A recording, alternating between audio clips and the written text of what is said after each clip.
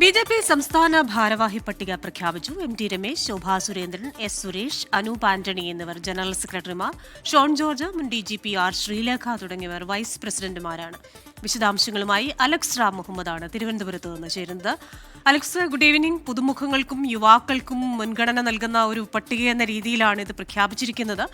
അതേസമയം വി മുരളീധര പക്ഷത്തെ വെട്ടിയൊതുക്കിയെന്നും രാജീവ് ചന്ദ്രശേഖരന്റെ വിശ്വസ്തരെ അതിൽ ഉൾപ്പെടുത്തിയെന്നും ഒക്കെയുള്ള ആരോപണങ്ങളും ഒരു വശത്ത് വരുന്നുണ്ടല്ലോ.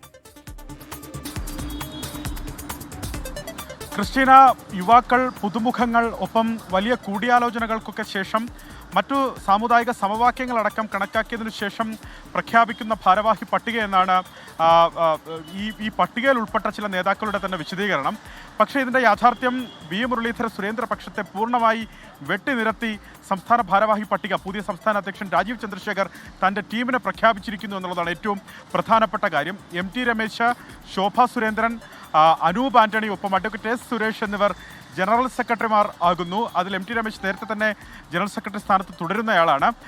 ഇതിൽ പ്രധാനമായി വരുന്നത് രാജീവ് ചന്ദ്രശേഖരൻ്റെ ഏറ്റവും അടുപ്പക്കാരായി കരുതപ്പെടുന്ന അഡ്വക്കേറ്റ് എസ്. സുരേഷും അനൂപ് ആന്റണിയും കൂടി ജനറൽ സെക്രട്ടറിമാരായി എത്തുന്നു എന്നുള്ളതാണ് പ്രധാനപ്പെട്ട കാര്യം. നേരത്തെ കെ. സുരേന്ദ്ര വിഭാഗത്തിൻ്റെ അല്ലെങ്കിൽ വി മുരളീധര വിഭാഗത്തിൻ്റെ പ്രധാനപ്പെട്ട നേതാക്കളും വക്താക്കളുമായിരുന്ന അഡ്വക്കേറ്റ് പി. സുധീറും സി. കൃഷ്ണകുമാറും ജനറൽ സെക്രട്ടറി സ്ഥാനത്ത് നിന്ന് മാറ്റി അവരെ വൈസ് പ്രസിഡന്റുമാരാക്കി പ്രഖ്യാപിച്ചിരിക്കുന്നു എന്നുള്ളതാണ് ഈ പട്ടികയിലെ പ്രധാനപ്പെട്ട എടുത്തു പറയേണ്ട കാര്യം. 10 വൈസ് പ്രസിഡന്റുമാരെയാണ് പ്രഖ്യാപിച്ചിരിക്കുന്നത്. പി. സുധീറിനെയും സി. കൃഷ്ണകുമാറിനെയും കൂടാതെ അഡ്വക്കേറ്റ് കെ. എസ്. രാധാകൃഷ്ണൻ, ഒപ്പം അഡ്വക്കേറ്റ് ഷോൺ ജോർജ്, അതുപോലെ ഈയിടെ പാർട്ടിയിലേക്ക് വന്ന തിരുവനന്തപുരത്ത് നിന്നുള്ള ആർ. ശ്രീലേഖ IPS, മുൻ DGP ആർ. ശ്രീലേഖ IPS എന്നിവരെ കൂടി വൈസ് പ്രസിഡന്റ് പട്ടികയിൽ ഉൾപ്പെടുത്തുന്നുണ്ട്.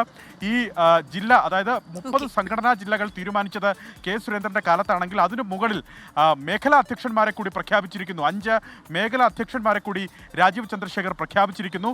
അധികാരം ഈ 30 സംഘടനാ ജില്ലാ അധ്യക്ഷന്മാർക്ക് ആയിരിക്കില്ല, പകരം ഈ മേഖലാ അധ്യക്ഷന്മാർക്ക് ആയിരിക്കും ഈ ജില്ലകളിലെ ചുമതല വരിക എന്നുള്ളതാണ് ഏറ്റവും പ്രധാനപ്പെട്ട കാര്യം.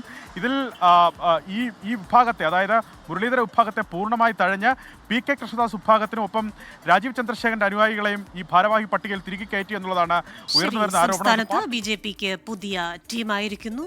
ഇത് യുവാക്കൾക്കും പുതുമുഖങ്ങൾക്കും പ്രാധാന്യം നൽകിയുള്ള ഒരു പട്ടിക എന്ന് ബി.ജെ.പി പറയുമ്പോൾ തന്നെയും ചില ആരോപണങ്ങളും ഉയരുന്നുണ്ട്. വിവരങ്ങൾ നൽകുകയായിരുന്നു അലക്സ് റാം മുഹമ്മദ് തിരുവനന്തപുരത്ത് നിന്ന്.